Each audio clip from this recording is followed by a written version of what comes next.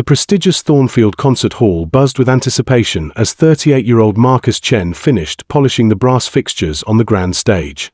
His olive-green custodial uniform and cleaning supplies marked him as part of the maintenance crew, nearly invisible to the elegantly dressed patrons who would soon fill the red velvet seats for the evening's gala performance.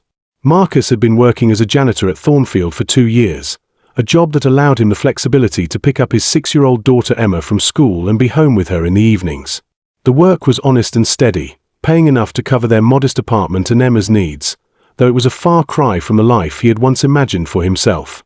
Tonight was the annual Thornfield Foundation Gala, a black-tie fundraising event that brought together the city's wealthiest philanthropists, business leaders, and cultural elite.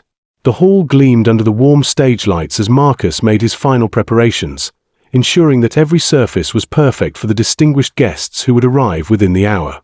As Marcus cleaned around the concert grand piano that dominated the center of the stage, he could not help but pause and look at the magnificent instrument. The Steinway's polished black surface reflected the stage lights like a mirror, and Marcus felt the familiar ache of longing that he had learned to suppress over the years. "Almost finished there, Marcus," called out James Wellington, the 52-year-old CEO of Wellington Industries and chairman of the Thornfield Foundation Board. Wellington wore an impeccably tailored black tuxedo and carried himself with the confident bearing of a man accustomed to commanding attention in any room he entered. "Yes, sir, Mr. Wellington," Marcus replied, stepping back from the piano. "Everything should be ready for tonight's performance."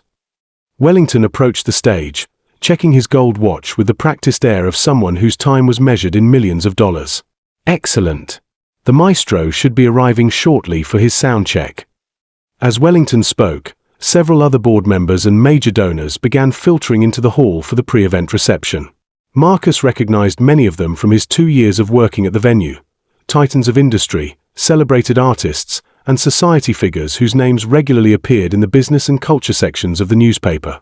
"You know, Marcus," Wellington said, a hint of amusement entering his voice as he gestured toward the piano, "I have always wondered if any of our staff have hidden musical talents. Do you play at all?" Marcus felt his cheeks warm slightly at the question. "A little, sir. Nothing professional." Wellington's eyebrows raised with interest. "Really? What kind of things can you play?" Before Marcus could answer, Wellington had turned to address the growing crowd of elegantly dressed guests.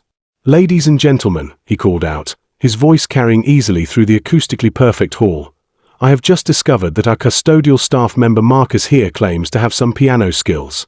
What do you say we have a little entertainment before the real show begins?" A murmur of amused interest